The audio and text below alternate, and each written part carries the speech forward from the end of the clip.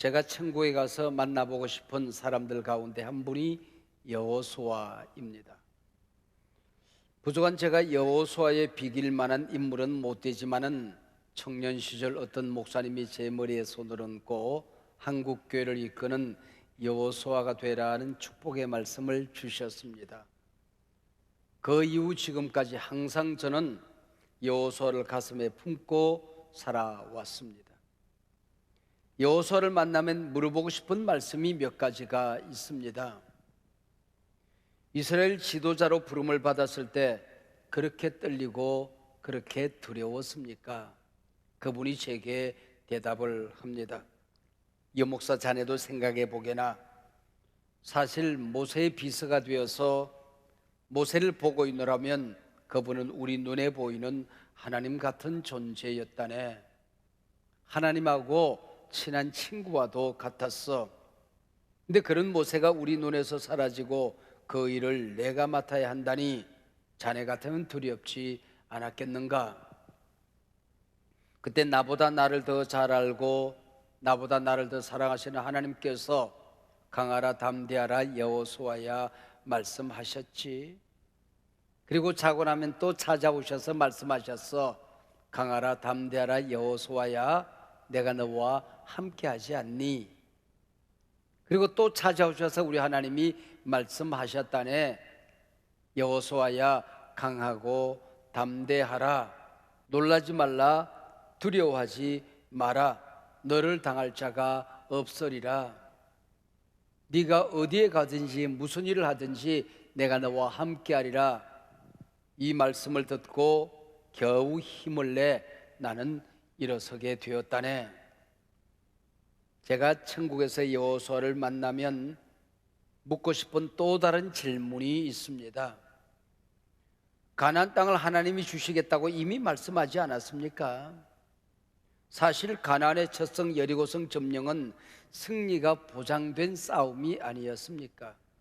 싸워서 이기는 것이 아니라 이겨놓고 싸우는 싸움이라는 사실을 잘 알고 있지 않았습니까? 그런데 왜 그 위험 지역에 정탐꾼을 보냈습니까? 그 성에 들어가자마자 정탐꾼들이 발각되어서 위험에 빠지는데 그 소중한 장수들을 잃을 뻔하지 않았습니까? 승리의 전략을 세우고 싶으셨겠지만은 사실 여리고성은 군사력이나 전략으로 이길 수 있는 나라가 아니지 않습니까? 이스라엘 전략이 좋아서 정복된 것 아니지 않습니까? 저의 이 질문에 대하여 성경은 아무런 대답이 없습니다. 다만 2장 1절 그 땅 여리고를 엿보라는 한마디 말뿐입니다. 그러나 성경은 여호수아가 정탐꾼을 보낸 이 사실을 나무라지 않습니다. 하나님은 그 정탐꾼들을 돌보고 지키시고 본진으로 돌아올 때까지 동행하십니다. 여호수아는 가나안 땅이 하나님의 약속의 땅이라는 사실을 의심하지 않았습니다. 가나안 정복 과정에서 하나님이 함께 하신다는 이 사실에 대하여 추호도 의심하지 않았습니다. 분명히 믿음도 있었고 자신도 확신도 있었죠. 근데 왜 정탐꾼들을 보냈을까요? 하나님께서 만류하시거나 나무라신 사실이 없는 것을 보면 아마 하나님의 지시나 명령이 있었던지 마음에 감동이 있었을 것입니다. 제가 천국에서 여호수아에게 왜 그때 2명의 정탐꾼을 보냈습니까? 라고 묻는다면 여호수아는 빙그레 웃으면서 아마 대답할 것만 같습니다. 그 성 안에 하나님이 선택한 사람 라합이 있었기 때문이지. 하나님께서 라합을 구원하여 만인간을 구원하는 일에 쓰고 싶었던 모양이야 라고 대답하실 것만 같습니다. 우리가 여호수아 2장을 잘 읽어보면 주인공은 여호수아가 아닙니다. 그리고 두 정탐꾼도 아닙니다. 주인공이 라합으로 등장합니다. 이 라합이라는 인물은 번역하는 책들마다 다른 용어로 번역을 합니다. 기생라합, 창녀, 여관집 주인 등등. 그러나 그 모든 번역 가운데 지금 우리가 읽은 이 성경 기생으로 번역하는 것이 가장 잘 번역된 용어인 것 같습니다. 술도 팔고 나그네들이 묵어도 가는 옛 기생집이 꼭 맞는 번역입니다. 라합은 미화시킬 필요 없이 혈통으로 이방인입니다. 당시 사회에선 대접받지 못하던 천민 기생입니다. 도덕적으로 옳지 못한 창녀였습니다. 흑수저 중에 흑수저요, 약자 중에 약자가 라합입니다. 그래도 질문이 남아 있습니다. 마지막으로 여호수아에게 물어보고 싶어요. 약속의 땅 가나안에 500년을 기다려 들어가는 여정에 왜 하나님은 이방인 창녀 라합을 쓰셨을까요? 당시의 가나안 정복 과정에서 정통성의 시비가 있을 수도 있었을 터인데 여호수아가 대답을 합니다. 하나님은 핍박자 바울도 쓰시고 무식한 베드로도 쓰시고 사기꾼 야곱도 쓰시고 기생 라합도 구원하여 쓰시는 분임을 보여주신 것이, 그래야 자네 같은 약자 허물 많은 사람도 구원의 희망이 있지 않겠는가? 유 목사, 자네 같은 흑수저도 하나님께서 지금 쓰고 있지 않는가? 이쯤 되면 제가 할 말이 이제 한마디밖에 없습니다. 유구무원이로소이다. 하나님께서 라합을 가나안 정복 과정에서만 쓰시는 게 아닙니다. 라합은 구세주 예수 그리스도의 조상 족보에 당당히 이름을 올립니다. 그리고 역사가 흐른 다음에 지나간 세대 믿음의 영웅들을 올리는 믿음의 전당 히브리서 11장에 보면은 여호수아의 이름이 올라 있을 것 같은데 기생 라합의 이름이 거기 올라 있습니다. 믿음으로 기생 라합은 정탐꾼을 평안히 영접하였으므로 순종치 아니한 자와 함께 멸망치 아니하였느니라. 히브리서 11장 31절의 말씀입니다. 하나님께서 구원할 수 없는 그 어떤 사람도 없다. 하나님께서 쓸 수 없는 그 어떤 사람도 없다. 바로 이 모형이 기생 라합이었습니다. 우리나라는 아무리 생각해도 복된 나라입니다. 우리나라에 선교사가 들어오기도 전에 나라 밖에 한글로 번역된 성경들이 있었습니다. 중국에는 누가복음이, 일본에는 마가복음이 한글로 번역되어져 있었습니다. 바깥에서 그 성경을 읽고 세례를 받고자 하는 사람들이 날로 늘어났습니다. 중국에 있는 선교사님들께 조선 땅에도 선교사님을 보내달라고 요청한 나라가 우리나라입니다. 선교사들이 먼저 찾아온 것이 아니라 우리가 요청했습니다. 그게 이민족입니다.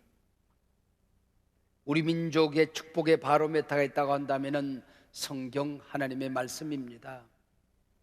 이 하나님의 말씀을 우리가 얼마나 존귀히 여기느냐, 이 말씀에 순종하느냐 이하에 따라서 흥하기도 하고 망하기도 하는 나라가 이 나라입니다. 복의 근원이 세워지면 너를 축복하는 자를 하나님이 축복한다, 너를 저주하는 자를 하나님이 저주한다고 말씀하셨는데 이 백성의 복의 근원은 교회입니다. 교회를 축복하면 복을 받습니다. 교회를 저주하면 망하는 길로 가는 겁니다. 그래서 우리 교회가 욕먹지 않는 제 길을 잘 가야 되고 하나님의 말씀에 더하여 굳건히 잘 서 있어야 되는 이유가 여기 있는 겁니다. 그래서 한 역사가는 이 민족의 역사는 성경을 통하여 들여다봐야 보인다고 얘기했습니다. 성경을 통하여 본 한국 역사라는 책이 있지 않습니까? 고 함스컨옹의 책입니다. 이 민족의 고난의 역사도 부흥의 역사도 이 민족의 온갖 지나간 역사는 성경이라는 안경을 통해서 봐야만이 보인다는 것입니다. 축복의 바로메타가 성경이고 교회라고 하는 것이죠. 신약 성경에서도 이방인들에게서 쏟아져 나오는 신앙 고백을 들을 수가 있습니다. 예수님께서 이방인 가버나움 백부장의 믿음을 보시고 이스라엘 중 아무에게서도 이만한 믿음을 내가 보지 못했다 칭찬하셨지요. 예수님께서 십자가에 달려 돌아가실 때에 한편 강도 입에서 쏟아져 나오는 예수님을 향한 고백은 참 아름답습니다. 예수여, 당신의 나라에 임하실 때에 나를 기억하소서. 하나님의 나라를 믿어요. 그 나라의 주인이 왕이 예수님이신 것을 믿어요. 이분이 지금 예수님께 신앙 고백을 하는 것은 병이 낫자고 하는 게 아니지 않습니까? 출세 성공하자는 게 아니지 않습니까? 마지막 죽음의 자리에서 이 예수를 알아보는 겁니다. 참 아름다운 신앙 고백 아닙니까? 이런 맥락에서 구약 성경의 희귀한 신앙 고백을 한 사람이 바로 본문의 주인공 기생 라합입니다. 라합은 정탐꾼들의 전도를 받아 하나님을 믿은 게 아닙니다. 하나님께서 광야에서 이스라엘 백성들을 어떻게 인도하셨는지 소문을 듣고 살아계신 하나님을 믿는 겁니다. 믿음은 들음에서 나며 라합은 소문을 듣고 하나님을 믿고 신앙을 고백합니다. 자기 집을 찾아온 하나님의 백성들 두 정탐꾼을 하나님 영접하듯이 영접합니다. 영접하는 자, 곧 그 이름을 믿는 자들에게는 하나님의 자녀가 되는 권세를 주는 것이죠. 너희를 영접하는 자는 곧 나를 영접하는 것이니라. 선지자의 이름으로 선지자를 영접하면 선지자의 복을 받는 겁니다. 의인의 이름으로 의인을 영접하면 의인의 반열에 들어가 의인의 복을 받는 것이요. 하나님의 백성을, 하나님의 자녀들을 하나님의 백성 이름으로 영접하면 이방인이 하나님의 백성이 되고 하나님의 자녀가 되는 원리였던 것이요.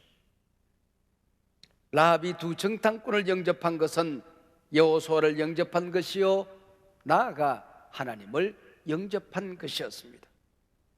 어쩌다 영접하게 되고 어쩌다 정탐꾼을 숨겨주는 것이 아닙니다. 기생 라합의 신앙 고백은 놀랍기 그지 없습니다. 라합은 하나님을 일컬어서 여호와는 위로는 하늘에서도 아래로는 땅에서도 하나님이시라. 옛날 번역은 더 재미있어요. 상천하지의 유일하신 하나님이라고 고백하는 것입니다. 하늘과 땅을 지으신 유일신이라는 거죠. 자신은 진노받을 죄인임을 고백하고 죽음에서 건져달라 기도합니다. 그분은 홍해를 마르게 하신 살아계신 하나님이라고 고백하는 것입니다. 이렇게 신앙 고백하고 목숨 걸고 두 정탐꾼을 숨겨준 자기 가족을 살려주겠다는 증표를 요구합니다. 우리가 예수 믿고 하나님의 자녀가 된 다음에 성령의 인치심을 요구하는 오늘의 신앙과 뭐가 다를 바가 있습니까? 가나안 왕을 거역하고 하나님의 백성을 영접한 것은 자신의 왕을 바꾼 회심의 사건이라고 하는 겁니다. 라합은 지금까지 자신을 다스리던 가나안 왕을 배신합니다. 그리고 하나님을 왕으로 영접합니다. 가나안에 대한 배신이시요, 지금까지 자기가 믿고 살았던 자기 인생에 대한 굴욕이시요. 그러나 그 배신과 굴욕이 다시 태어남, 거듭남을 경험하도록 도와준 것입니다. 우리는 어떻습니까? 지금까지 내 인생의 왕은 나 자신이었습니다. 마음 중심에 언제나 내가 앉아 있었고 모든 판단의 기준이 나였습니다. 유일한 가치가 있다고 한다면 세상이었습니다. 세상에서 성공하고 출세하는 것입니다. 그러나 성삼위 하나님을 왕으로 영접하고 모신다는 건 세상에 대한 배신입니다. 내가 살아왔던 나 자신 인생에 대한 굴욕이죠.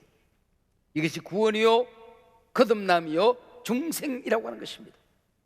이처럼 위대한 사건이 구약시대의 이방 땅 가나안 땅에서 기생 라합에게서 일어나게 되는 것입니다. 라합이 이스라엘에 요구한 증표는 창문에 내린 붉은 줄 하나였습니다.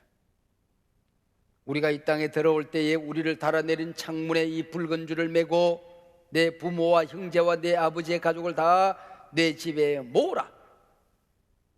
이 붉은 줄은 라합과 이스라엘이 맺은 언약의 징표였던 겁니다.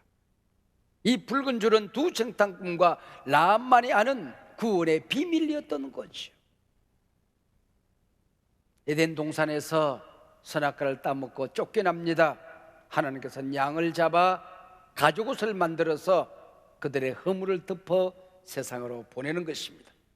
바로 붉은 줄은 라합의 가죽옷이었던 것이죠. 노아는 방주에서 구원을 받았고 어린 모세는 역청 바른 갈대 상자에서 구원을 받았고 유월절 이스라엘 백성은 문에 바른 피로 구원을 받았습니다. 오늘 라합의 가족은 창문에 내린 붉은 줄 하나로 구원을 받았습니다.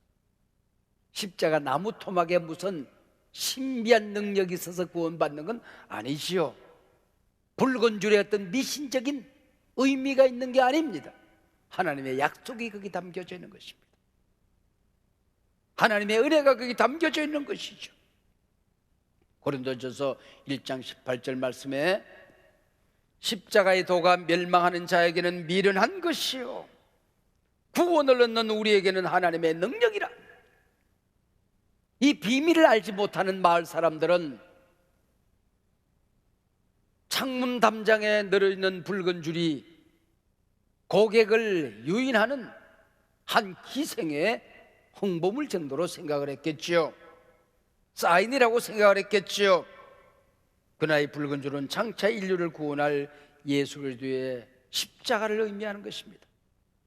그분이 골고다 언덕에서 머리에 가시관을 쓰고 손과 발에 못 박히고 옆구리에 창이 찔려 물과 피가 쏟아지는 골고다 언덕 갈보리를 흘러내리는 붉은 피를 의미했던 것이지요.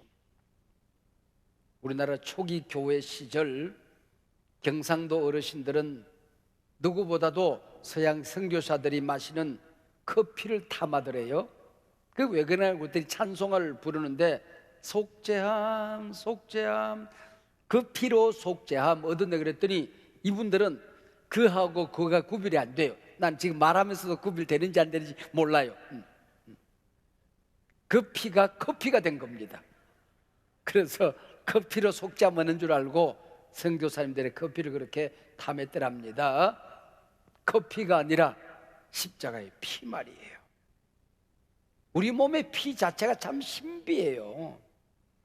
파란 상추에다가 하얀 쌀밥을 싸서 먹었는데 빨간 피가 돼요. 여러분 말랑말랑한 밥을 먹는데 뼈가 되고 피가 되더라고요. 흑인이나 백인이나 황인이나 피부색이 달라도 혈액형이 같으면 수혈이 가능해집니다. 피를 많이 흘리면 죽습니다. 피가 탁해지면 만병이 일어나게 되는 것입니다. 레위기 17장 11절에 보면은 육체의 생명은 피에 있느니라. 의학이 이걸 아는 데는 최근의 일입니다. 근데 구약 성경은 수천 년 전에 이미 적어놨어요. 수많은 의사들이 돈 들여 연구했어요. 바로 연구했는지 모르겠어. 성경 읽으면 되는데 육체의 생명은 피에 있느니라. 예수 그리스도의 피는 우리 모든 죄를 씻는 능력입니다. 베드로는 이 피를 보배로운 피, 보혈이라고 얘기했습니다. 주의 보혈 능력이 또다 주의 피 믿어. 여러분들이 이제 내올 때마다 하나님은 묻는 것입니다. 예수 십자가에 흘린 피로서 그대는 씻기어 있는가? 고백하고 앉아야 되는 겁니다. 예, 내 죄가 많고 많지만은 예수 십자가의 피로 내 죄는 씻김 받았습니다. 할렐루야. 그래서 루터는 내 생애의 마지막 설교를 해야 된다면 나는 예수님의 피에 관한 설교를 하고 싶다라고 말했습니다. 출애굽 애굽의 모든 장자가 죽던 날 이스라엘 백성의 문에 바른 양의 피를 보면 죽음의 천사가 그 집을 넘어갔습니다. 그게 유월절이죠. 넘을 유, 넘을 월입니다. 금성철벽 난공불락 여리고성이 무너지던 날 그 창문에 붉은 줄이 매달린 라합의 가족은 구원을 받았습니다. 예수님의 가족이 된 것이죠. 구원 가족이 된 것입니다. 인생 살아가다가 수도 없는 마귀 사탄이 우리를 유혹합니다. 그때 예수님의 피를 바르면, 예수님의 피의 이름으로 명령하면 마귀는 한 길로 왔다가 7길로 도망갑니다. 믿으십시오. 예수 그리스도의 피는 우리의 죄를 덮고 상처와 질병을 치유하는 것입니다.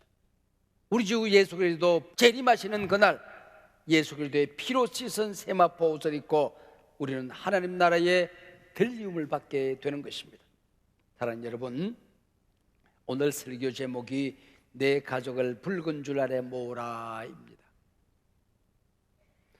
너는 창문에 이 붉은 줄을 매달고 내 부모와 형제와 내 아버지의 가족을 다 내 집에 모으라. 누구든지 내 집 문을 나가서 거리로 가면 그의 피가 그의 머리로 돌아갈 것이다. 오늘 우리는 영적으로 종교다원주의, 포스트 모더니즘 시대를 살고 있습니다. 사회적으로 팬데믹 재난 시대를 살아가고 있습니다. 위기 아닌 곳이 없을 만큼 전방위적인 위기 시대를 살고 있지요. 쇳덩이를 풀무에 넣으면 불순물과 순금이 갈라지듯이 지금은 갈라지는 때입니다. 바람이 불면 쭉정이와 알곡은 갈라지게끔 되어 있는 것입니다. 마지막 때에 이 위기의 바람에 날아가는 쭉정이가 누구인지, 남는 알곡이 누구인지 갈라지는 때입니다. 나의 가는 길을 오직 그가 아시나니 그가 나를 단련하신 후에는 내가 정금같이 나오리라. 이 위기의 때는 무엇보다도 복음의 본질을, 십자가 피를 잘 붙들고 지켜야 됩니다. 주의 몸된 교회를 꼭 붙들고 살아야 됩니다. 내 가족이 위기와 심판의 바람에 날아가지 않도록 십자가 보혈의 끈으로, 라합의 창에 너리우진 그 끈으로 내 가족을 묶어야 하는 것입니다. 물론 교회는 세상을 섬기기 위해 존재하지요. 그러나 세상이, 언론이, 방송이, 비신앙인들이 교회의 본질을 만들어 간다면 그건 종교입니다. 요즘 교회를 보면 성경이 말씀하는 바로 그 교회인지 세상 언론이 바라고 기대하는 교회인지 구분이 안 됩니다. 복지, 나눔, 구제, 섬김 등등 교회는 반드시 관심을 가져야지요. 그러나 교회는 분명히 복지기관, 구제기관이 아닙니다. 구원 공동체, 하나님의 집, 우리 주 예수 그리스도의 몸입니다. 세상 집단이 아니란 말이에요. 세상과 인간을 구원하는 피 묻은 십자가 복음이 없는 사회 사업기관이 아니더랍니다. 마음껏 모일 수 없는 재난의 시대이기 때문에 교회가 이제는 모이는 데 관심을 갖지 말고 흩어지는 교회가 되어야 한다는 주장을 하는 사람들이 많이 있습니다. 지금까지 이 재난의 시대에 소홀하게 여겼던 이 흩어지는 교회, 세상에 나가서 빛이 되고 소금이 되는 일에 깊은 관심을 가져야 된다는 차원에서는 충분히 맞는 말입니다. 그러나 교회의 본질은 모이는 데 있습니다. 모여서 예배하고 구원의 복음을 전하는 것이 교회의 본질입니다. 모여서 은혜 받고 은혜 받았으면 그 은혜를 나누기 위해서 가는 겁니다. 구원을 받았으면 구원을 전하기 위해서 가는 것입니다. 능력 받았으면 그 능력을 행하기 위해서 나아가는 것입니다. 이게 흩어지는 교회라고 하는 것입니다. 누구든지 내 집 문을 나서 거리로 가면 그 피가 그의 머리로 돌아갈 것이죠. 여러분 기억하세요. 몸된 교회, 아버지의 집을 떠나면 탕자되는 겁니다. 라합의 가족도 붉은 줄 달린 집을 떠나면 모두 죽습니다. 6월절 어린 양의 피가 묻은 이 집을 떠나면 죽는 겁니다. 세상의 위기가 크면 클수록 교회는 창문에다가 십자가 붉은 줄을 매달아야 됩니다. 재난의 시대가 모질면 모질수록, 위기의 바람이 크면 클수록 집집마다 내 가족 지키기 위하여 붉은 줄을 매달고 살아야 하는 것입니다. 주님 오시는 마지막 날 우리 가족 가운데 한 분도 빠짐없이 구원받을 수 있도록 우리 가정에 십자가에 붉은 줄을 매달아야 하는 것입니다. 이렇게 구원받은 기생 라합이 어떤 인물로 쓰임을 받았는지 아십니까? 라합은 룻의 남편 보아스의 어머니입니다. 그러고 보면 다윗 왕의 고조 할머니가 라합입니다. 요단강을 건너 가나안 땅을 들어간 60만 장정 그리고 200만 대군 가운데에 믿음의 전당에 오른 사람은 한 명도 없었습니다. 이방인 기생 라합이 믿음의 전당에 올라 있습니다. 내 가족을 붉은 줄 아래 모으라. 여러분 가족을 또 주변에 있는 분들을 한번 살펴보십시오. 붉은 줄 아래 모여 있는지.